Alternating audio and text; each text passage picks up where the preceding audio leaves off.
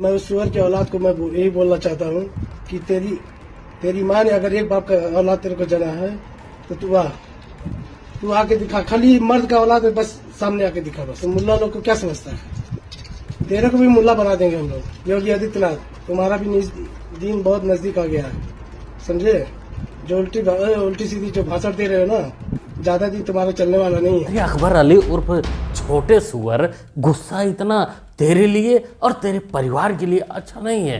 कहीं ऐसा ना हो कि अगले ही पल तू पॉइंट में दे। तुमने लगा साला। कल मैं जो वीडियो बनाया था वो गलत बना दिया था जज्बाती में आकर के, उसके लिए मैं सॉरी बोलता हूँ।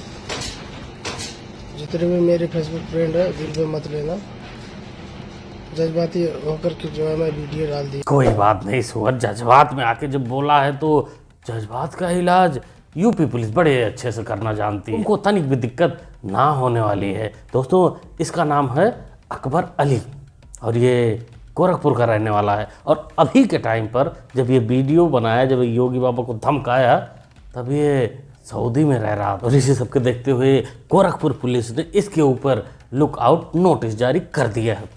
यूँ कहें तो जल्दी आओ जल्दी पाओ स्कीम इसके ऊपर लागू हो गई है। ये जब भी वहाँ से, यानी आना तो जल्दी ही पड़ेगा, नहीं तो उसके पहले पूरा खानदान ही खुद जाएगा। ये जब आएगा तब जल्दी पाएगा पिछवाड़े में लट। वो टकले है, इसलिए हम उसे टकला कहेंगे। अगर उन्हें बुरा लग जाए तो हमारे घर आ जाना, तुलसी निकेतन 555 में मैं रहती हूँ। मेरा मकान नंबर 555 है। जल्दी आना, रात को मत आना, मगर मम्मी मारेगी मेरे को वरना, इसलिए जल्दी आना थोड़ा। लेकिन आपको पता है ना कि एक प्रदेश के वो सीएम हैं।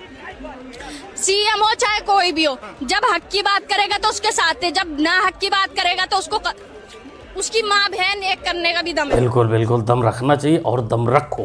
दोस्तों, पहले होता था ना कि अब्दुल भाई दम रखते थे बोलने का, करने का, लेकिन उनका जब चाल बदली हो जाता था तब वो शांत हो जाते थे, तो उसमें थोड़ा सा कमी आई है।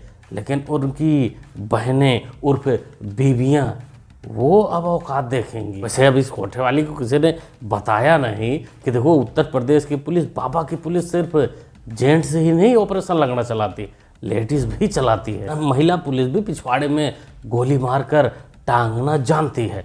लेकिन अब सवाल ये है कि अगर इसके पिछवाड़े में पित्तल भर दिया और ये चलने में असमर्थ हो गई तो इसका कोठा नंबर 555 कैसे चलेगा? धंधा तो पूरा ठप ही पड़ जाएगा 555 मेरा मकान नंबर 555 है। जल्दी आना, रात को मत आना। अगर ना जलाए तो आग नहीं लगेगी, दिया ना जलाए तो तेल बच जाएगा। दिया ना जलाए, अगर उसी चीज के लिए जितने उसमें पैसे लगा रहे, लाखों लग जाते हैं एक मंदिर में, अगर वो लाखों गरीबों में बांट दी जाए ना तो उनकी दुआ लग जाएगी। अरे इस हिसाब से तो तू जो पैसे लेकर काम करवाती है, यानी कोठा चलाती है, उसको फ्री कर दे, काफ़ी लोगों का भला हो जाएगा, काफ़ी लोगों का सैलरी बच जाएगा, जो तेरे 555 नंबर कोठे पर जाकर उड़ा देते हैं, फूंक के आते हैं। दोस्तों, इस खानदान, भाईजान, अब्बूजान, चाचूजान की जो है, इसके बारे में थोड़ा कम ही मैं समझ रहा था, लेकिन इसकी मानसिकता इतनी खतरनाक है, इतना जाहिलानापन है कि इसका इलाज बहुत ही ज़रूरी है। नहीं तो इनकी देखा दाखी और भी तमाम ऐसी पिल्लियाँ मार्केट में आएंगी जो किसी भी मुख्यमंत्री को, किसी को भी कुछ भी बोल के चली जाएंगे, किसी भी त्यौहार पर कुछ भी बकवास करती रहेंगी। इसका भी हम इंतज़ार कर रहे हैं कि भाई जब भी ऑपरेशन लंगड़ा या ऑपरेशन लंगड़ा अगर ना भी आता है तो वो वाला वीडियो तो ज़रूर आएगा कि साहब माफ़ कर दीजिए, हम नशे में थे, कोई कोठे पर फ्री में पिला गया था, इसीलिए ऐसा हम सब बोल दिए थे, दोबारा नहीं बोलेंगे, जैसे इसके साथ हुआ। मेरा नाम है आदिल सोहेल और वो रिपोर्टर आया, हम चौक पे गए तो रिपोर्टर आया, हमसे बोला कि तुम उसामा साहब और उनके पिता साबुद्दीन साहब के खिलाफ तुम बोलो, ठीक, हम तुमको पैसा देंगे। फिर उसके बाद से हम लालच में आ गए, उसके लालच में आ गए। मुझे घर से पैसा मिलता नहीं था घर से, इसीलिए हम उसका पैसा 5000 रुपये हमको दिया, बोला ऐसा बोलो। फिर उसके बाद से मैंने नशे में बोल दिया। अरे नशा, पहले तू ये डिसाइड कर ले कि तू नशे में था या लालच में। बाकी तेरे को ये किसने कहा कि तूने ओसामा के खिलाफ बोला या तूने कुछ गलत बोला?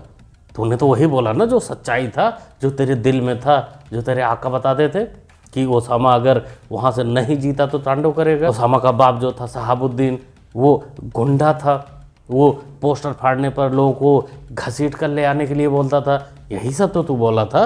इसमें गलत क्या था? अगर साहब अगर रहते हैं ना अभी, तो ये सब जितना ही पोस्टर अगर कोई फाड़ता ना, तो पूरा उसको पिला देंगे, इतना जला देंगे उसको। भाईजान भी बोले। साहब मतलब साहबुद्दीन? नहीं भाईजान उसामा भैया, उनके बेटे? उनके क्या बेटे। बोले हैं? बस बोले कि इस बार अगर हार गए तो बहुत बुरा हो जाएगा रघुनाथपुर से, और जो अगर ये किया रहता उसका खैर नहीं रहता। किसी का में दम नहीं है कि उनके पोस्टर लगने के बाद भी कोई उनका पोस्टर लगा दे। उनका वो था गुंडागर्दी, ठीक है। अखिलेश यादव ने कभी इनकी पीड़ा को समझा होता ना, तो इतना बचकाना बयान नहीं देते। और इसीलिए कहते हैं, इसी के लिए कहा गया है ना कि गद्दी विरासत में मिलती है, बुद्धि नहीं मिलती है। ऐसा नहीं है बाबा जी, ये बात सब पर लागू नहीं होता। जैसे अपने पप्पू जी हैं, इनको ना बुद्धि विरासत में मिली है और ना ही गद्दी। और जहाँ तक बात रही अपने टोटी भैया की, तो इनका कहानी कुछ अलग है, इनका माजरा ही अलग है। इनको बुद्धि और गद्दी दोनों विरासत में मिली है। बुद्धि का सबूत ही देख लो। के कहना यह है कि जो हमेशा हम लोग कहते आए हैं कि भारतीय जनता पार्टी केवल इनको हिंदुत्व का नारा देके हिंदू राष्ट्र बनाने का है। हाँ, पापा जी भी हिंदू और हिंदू राष्ट्र से खौफ खाते थे, और वही कहानी बेटे जी का भी है। तो हुआ ना बुद्धि और गद्दी विरासत में। कोई सामान खरीदते हैं तो सामान खरीदते समय एक चीज जरूर देखिए, क्या उसमें हलाल सर्टिफिकेशन तो नहीं लिखा हुआ है। यानी हर वस्तु में हलाल सर्टिफिकेशन। हमने यूपी में बैन किया है, मुझे लगता है कि आज यूपी के उत्तर प्रदेश के अंदर कोई उसको खरीदने का या कोई बेचने का दुस्साहस नहीं करेगा। करेगा तो भरेगा ही, ये तो सारे यूपी वाले जानते ही हैं, और भी कुछ प्रदेश के लोग थोड़ा बहुत जान चुके हैं। सीएम होने तक, पीएम होते तो सब लोग जान जाते कि भाई जो करेगा वो भरेगा। तो हलाल सर्टिफिकेशन जो उत्तर प्रदेश में अब परमानेंटली बंद कर दिया गया है कि कोई भी सामान हलाल का लोगो लगाकर नहीं बिकेगा। पहले ये हलाल सिर्फ मीट, मुर्गा इन सब पर होता था, लेकिन अब इतना ज़्यादा बढ़ गया कि किसी भी चीज़ पर। लेकिन आप आश्चर्य करेंगे, साबुन का भी हलाल, कपड़े का भी हलाल, दिए सिलाई का भी हलाल। मैं पहुंचक था, एक अधिकारी बोला साहब इसमें, मैंने कहा भी देखो नहीं एक षड्यंत्र है भाई। मैंने कहा माचिस तो झटका वाला है, आप एक झटके में लगाएंगे तो तभी आग जलेगा, आप हलाल करते रहेंगे तो कभी जलेगी नहीं वो माचिस। तो मैंने कहा इससे बड़ा झूठ क्या हो सकता है। बिल्कुल भाई, माचिस कैसे हलाल हो सकता है भाई, वो तो झटके से ही जलेगा। अब रगड़ कर धीरे धीरे जिनका चिराग जैसे निकलता वैसे तो नहीं निकलेगा। वैसे ये कॉन्सेप्ट जो था वो था अरब कंट्री का, वहाँ हलाल सर्टिफिकेशन दिया जाता था। लेकिन यहाँ भी धीरे धीरे स्टार्ट हुआ, स्टार्ट मीट मुर्गे से हुआ, उसके बाद ये सुपारी, माचिस, मतलब जो भी चीज़ें हैं डेली यूज की सबको हलाल कर दिया। बाकी बाबा जी और मियाँ भाई पर आते हैं कि जो बुद्धि और गद्दी की बात की थी वो कुछ इस बयान पर था। दुनिया में इस समय क्रिसमस का समय पूरी शहर जगमगा जाते हैं और महीनों जगमगा के रखते हैं वो लोग, उन्हीं से सीख लो बस। क्यों खर्चा करना बार बार दियों का, मोमबत्ती का और ये दिमाग लगाना। बिल्कुल मियाँ जी, खर्चा बार बार क्यों ही करना। लेकिन दीपावली पर और भी त्यौहार होते हैं जहाँ बहुत कुछ करते हैं, बहुत कुछ खर्चे होते हैं, वहाँ जुबान नहीं खुलेगी, वहाँ खर्चा ही नहीं होता, वहाँ सब तो फ्री में होता है। उनका पूरा नाम क्या है सर? पीएम का पूरा नाम क्या नाम है? मोहम्मद असलम हुसैन। मोहम्मद असलम हुसैन पीएम का नाम है। ठीक है, बहुत बढ़िया। हमारे पीएम का नाम? मोहम्मद असलम हुसैन। मोहम्मद असलम हुसैन। अच्छा, आपको पता है पीएम का नाम क्या है?